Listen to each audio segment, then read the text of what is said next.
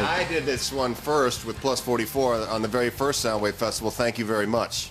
And I would probably bet that both of our dressing rooms were as nice as they were here. Yeah, I was just looking outside. You've got some fake sand and a fake cactus. Well, some Well, sand it's a and a fake requirement cactus. for us. Yeah. We want dirt. We have a gigantic dream catcher out there, too. So, yeah, did you see that? I'm going to check it, see if I caught anything. I caught a couple dreams of naked men. Right.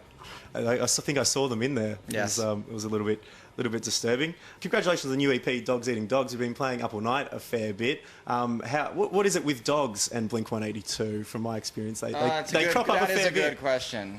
Yeah, that's a fair question. Dogs Eating Dogs, the title of it, I actually got because I was reminiscing about the Ernest Shackleton expedition down to Antarctica, where a ship got caught in the ice and they had to winter on these islands, and they actually were forced to eat their dogs. And I thought that was such a really horrific thing to have to live through.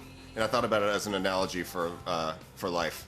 Yeah, I did a speech on Ernest Shackleton once. I'm very glad that you're a fan of the man. Yeah. Great leader he was. Yes, Ernest. he was. Brought every man home. You guys are weirdos. I don't know what you're talking about. No, you're not a fan of Arctic Adventures, Tom? I can't even spell Arctic Adventures. Now, I'm very sorry my co-host isn't here today. Tom Ballard last night did his ankle coming off a stage, and you guys are also unfortunately down a man. Travis Barker, how is he? He didn't make it to Soundwave this year? Yeah, he's good. He's back home.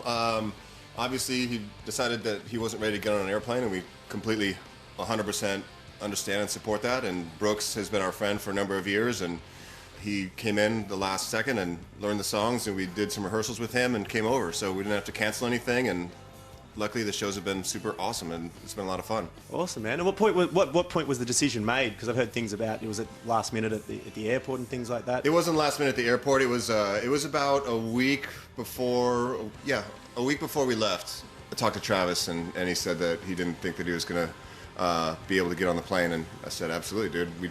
We understand that, and yeah.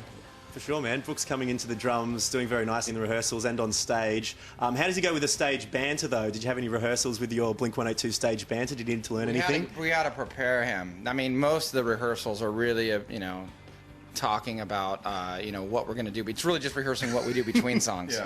Yeah. The songs weren't the issue. It's really like what was going to, if it was fearful of what we were saying to Brooks, we needed to prepare him. It's kind of like war. Was it all improvised, or did he need to learn lines about various things? It's funny. People always say, like, do you guys figure out what you're going to say before you walk on stage? And I'm like, if we thought about what we were going to say, do you think that we would say that? Do you think that's the material that we're like, okay, I'm going to say this tonight? I mean, because we get how incredibly funny it is and how eloquent we are on stage sometimes. So we understand why people think that, but no.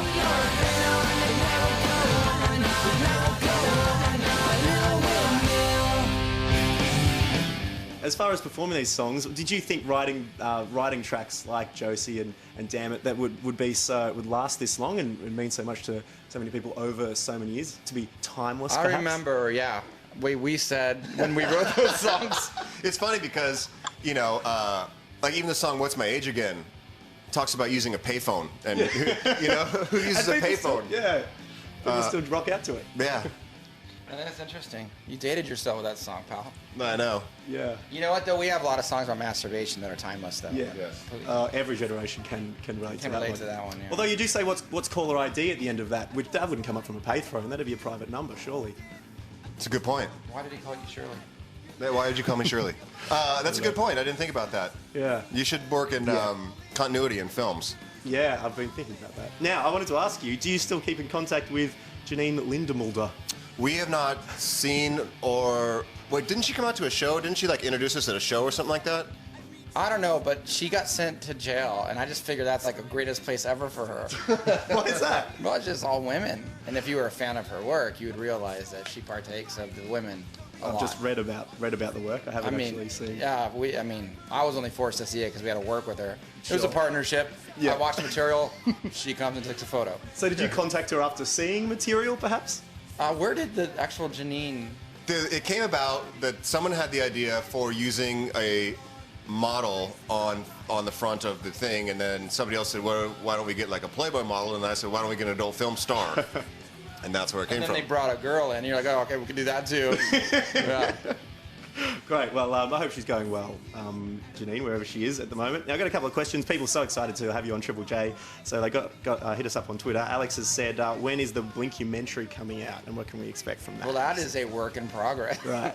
we worked on that for quite a while, and I think by the time that it started kind of finishing up, it was all outdated. So, and it wasn't really, I don't think it really reflected what we wanted to put out. So there's a lot of talk of doing it in a better way. You know, we weren't really hands-on, and we like to be hands-on with all of our art and with each other. For sure. And what Sam has asked, did you really get silicone implants in your penises? No, I can only speak for myself. No. I have calf implants. Okay. Yeah. So took some of your own body more naturally. I just wanted my calves to look great. Yeah, right. I don't know the context of these questions either. That someone has just I don't know what that one's about either. Yeah, right. Well, we're all a bit confused here. Well, Mark, Tom, thanks so much for having a chat to Triple J. Thanks very much for having us. Sound Wave. Thank you very much. Cheers. Well, I guess this is